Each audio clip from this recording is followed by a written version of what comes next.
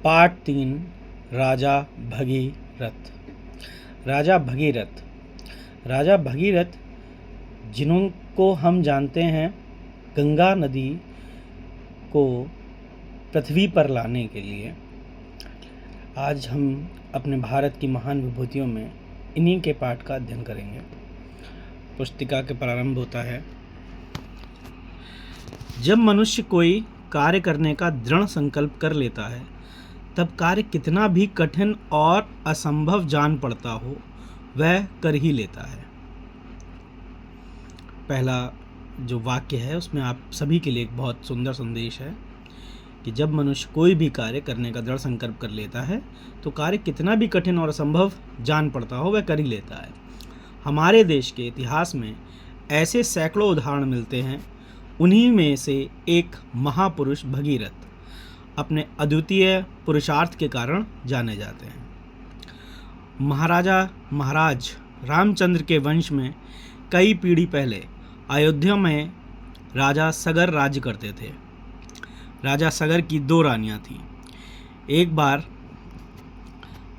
बार राजा सगर ने यज्ञ आरंभ किया। प्राचीन काल में कुछ यज्ञों में विजय चिन्ह के रूप में एक घोड़ा छोड़ दिया जाता था और पूरे राज्य और अन्य राज्यों में घूमता था। जो इसे पकड़ता था वह उस राजा का विरोधी माना जाता था और उसे युद्ध करना पड़ता था। राजा सगर के घोड़े को इंद्र ने पकड़ लिया। जब बहुत खोजने पर भी घोड़ा ना मिला तब राजा सगर ने अपने पुत्रों से घोड़ा खोजकर लाने के लिए कहा।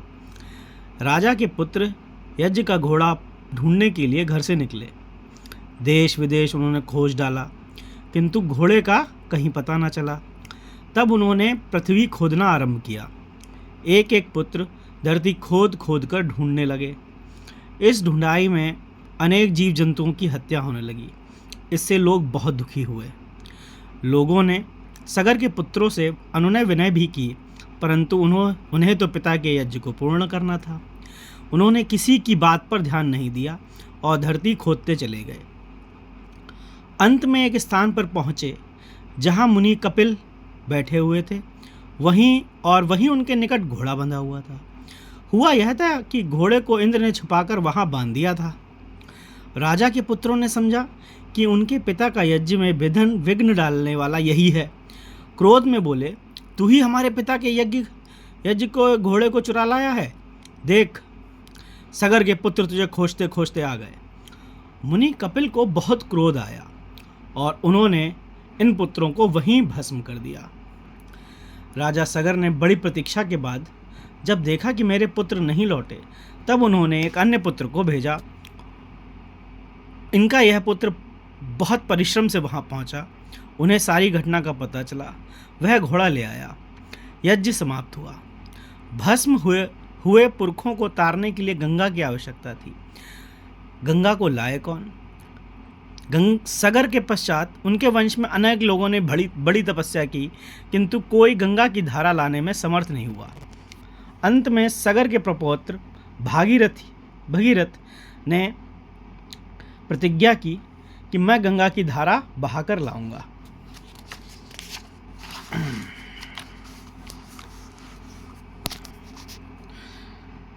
यहाँ पर देखेंगे आप, विख्यात महाराज दिलीप के पुत्र थे। इन्होंने अपने पितामहों की कथा सुनकर बहुत दुख हुआ।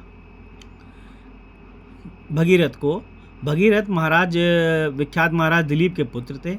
इन्हें अपने पितामहों की कथा सुनकर बड़ा दुख हुआ। उन्हें इस बात का दुख था कि मेरे पितामह यह कार्य न कर सके। उनके कोई संतान न थी राजा भगीरथ के, और वह सारा राज्य कार्य मंत्रियों को सौंपकर तप करने चले गए। उन्होंने अपने लाभ के लिए अथवा अपने हित के लिए तप नहीं किया।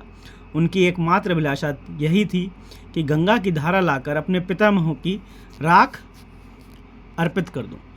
बहुत तपस्या करने के पश्चात वह गंगा की धारा लाने में सफल हुए। इसीलिए गंगा को भागीरथी भी कहते हैं। अब यह प्रश्न हो सकता है कि भगीरथ गंगा को किस प्रकार लाए। ऐसा जान पड़ता है कि गंगा की धारा पहले पहाड़ों के बीच होकर बहती थी। अपने राज्य के लिए तथा देश के लिए भगीरथ उसकी धारा वहाँ से निकालकर मैदानी भागों में लाए। आजकल भी पहाड़ों को काट कर बड़ी बड़ी नहरें लाई जाती हैं। भगीरथ ने लग्न और विश्वास से यह कार्य किया, वह पूर्ण रूप से सफल हुए।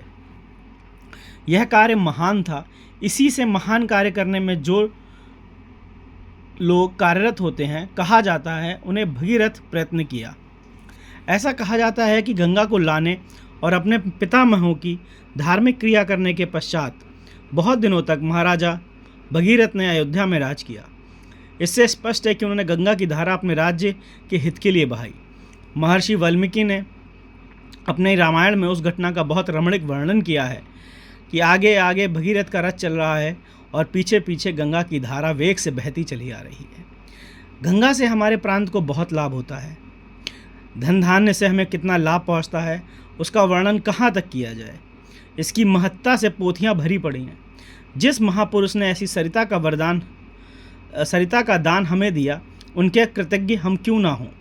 भगीरथ जी के कार्य का महत्व हम इस बात से समझ सकते हैं कि यदि आज गंगा ना होती तो हमारी स्थिति क्या होती। भगीरथ एक महान राजा ही नहीं थे, महान व्यक्ति भी थे। उन्होंने मानवता के हित के लिए सब कुछ किया और चिरकाल तक मानवता उनकी ऋणी रहेगी। यहाँ पर एक सुंदर सा चित्र भी आपको दे रखा है जिसमें राजा भगीरथ के कदम आप देखेंगे कि उनके कदम पड़ रहे हैं और कदम पड़ते ही देखिए आप, उनके कदम पड़ते ही गंगा भी पीछे पीछे उनके धारा के रूप में आ रही हैं। ये शंकर जी का चित्र भी दे रखा है, पहाड़ दे रखे हैं, हिमालय। अब हमारे प्रश्नोत्तरी में हम देखेंगे राजा भगीरथ कौन थे। राजा भगीरथ विख्यात महाराज दिलीप के पुत्र थे और उन्होंने गंगा को लाने का प्रयास किया था। गंगा को पहाड़ों से जमीन तक लेकर आए थे ये राजा। इसी में प्रश्न 2 का भी उत्तर मिल गया आपको। गंगा को भागीरथी क्यों कहा जाता है? गंगा को भगीरथी इसलिए कहा जाता है क्योंकि पहाड़ों से गंगा को राजा भगीरथ ही लाए थे। भगीरथ राजा सगर के पुत्र थे?